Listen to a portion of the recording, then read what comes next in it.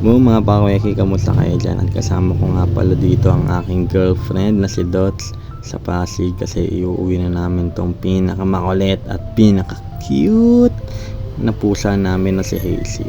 Pero bago namin sa iuwi ay dumaan muna kami dito sa Akis, dito sa may Kapasigan para kumain kasi nakaramdam kami ng gutom.